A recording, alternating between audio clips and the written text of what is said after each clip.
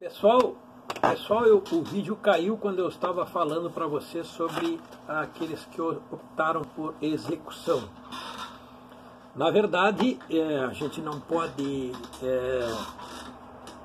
diminuir nota em relação a isso. Eu avaliei a petição, o conjunto todo da petição que vocês montaram, mas a execução ela esbarra na questão da prescrição do cheque, que alguns foram pesquisar, fizeram um belíssimo trabalho. Mas se não fosse o caso da prescrição que a gente colocou pela data do cheque, o procedimento mais correto para, no caso, resgatar o valor desse cheque seria a ação de execução. E vou explicar por quê. Ela é bem mais simples, bem mais rápida. Tu fazendo o processo de execução, tu estás colocando no seu acabamento, no seu requerimento final, que o juiz cite a parte para que, no prazo legal, pague a conta sob pena de realização de uma penhora. E isto só é alcançado com a monitória e com a ação de cobrança depois da existência de um processo de conhecimento que venha a reconhecer o direito na sua ação de cobrança daquele cheque, de resgate dos valores daquele cheque. Então, a execução é bem mais breve. No caso, não caberia a execução porque, como eu disse, o cheque já tinha se tornado prescrito.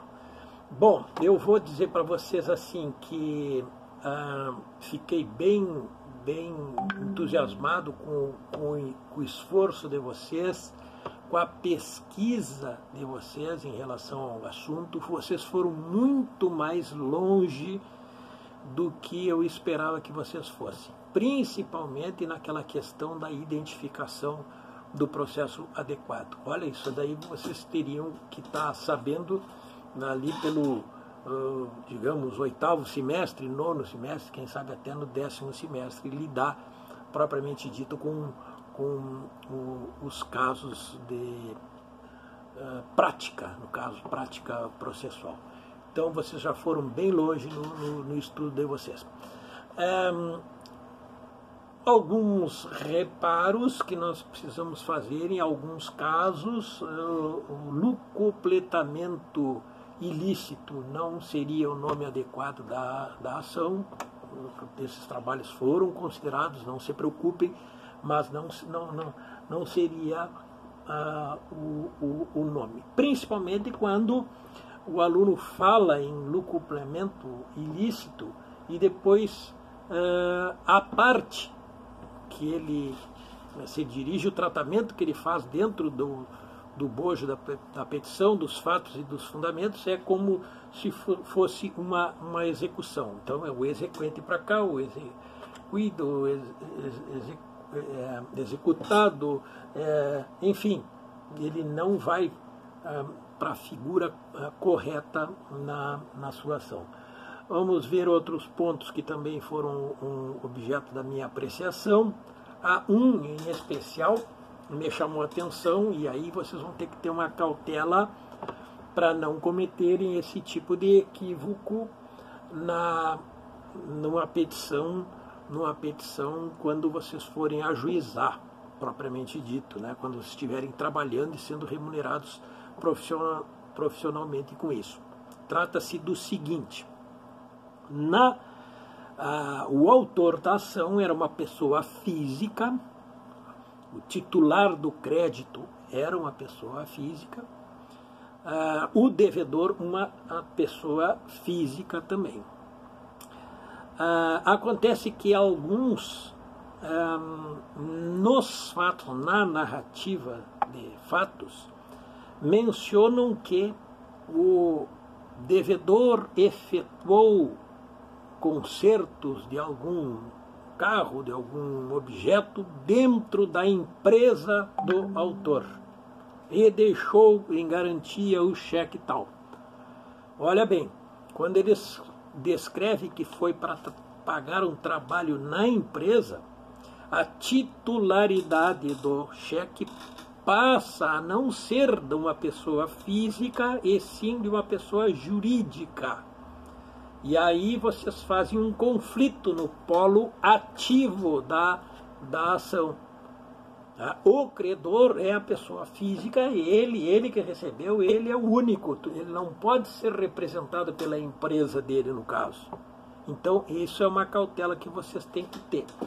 E existem possibilidades de que o cheque seja endossado para terceiros, tudo bem. Mas isso não há referência nas petições que eu estou mencionando que vocês fizeram. Deixa eu ver outro ponto importante.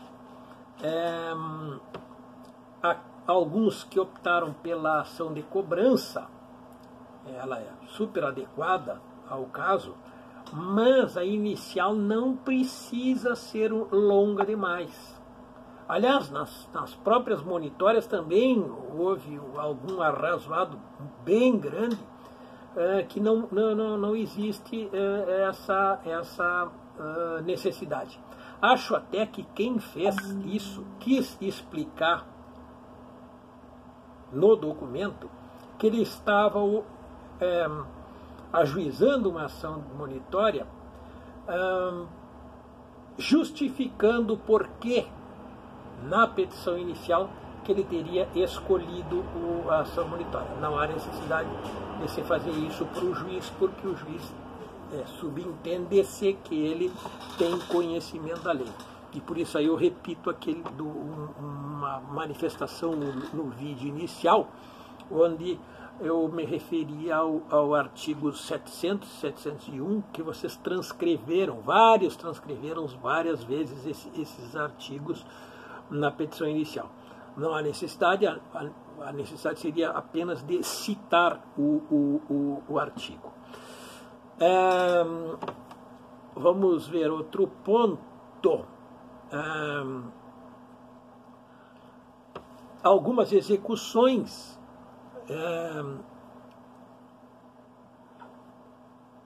ela vem bem, só que, como eu disse, não acertaram o alvo correto daquilo que seria a ação correta.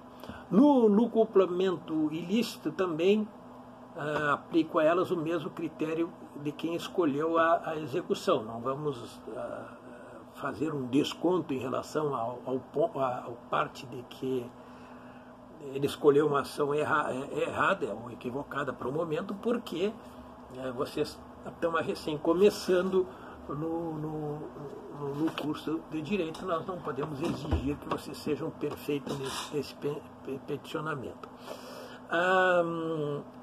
Quanto à questão do percentual de honorários, já vocês fixaram no próprio pedido, isso não deve ser feito. Alguns botavam 5%, outros 10%, enfim. Há um artigo do 20 e seguintes do CPC que determina a forma que os honorários devem ser calculados e eles são fixados pelo juiz. Então não adianta a gente querer colocar ali que o meu percentual vai ser de tanto, daquilo, porque não vai ser levado em conta essa parte pelo juiz, porque é ele que vai fixar. Eu ainda vou seguir em outro vídeo sobre a questão das petições, porque eu vejo importante fazer alguns outros esclarecimentos, mencionar alguns casos que houve equívocos e que precisam ser corrigidos por vocês no futuro. Afinal de contas, a nossa intenção aqui é ajudar vocês se tornarem bons profissionais no futuro. Mas num resumo bem tranquilo, eu posso dizer para vocês que fiquei surpreso, gostei muito do resultado que eu vi até agora. Não corrigi ainda todas as provas, mas todos os trabalhos, mas posso garantir para vocês que os resultados foram muito bons.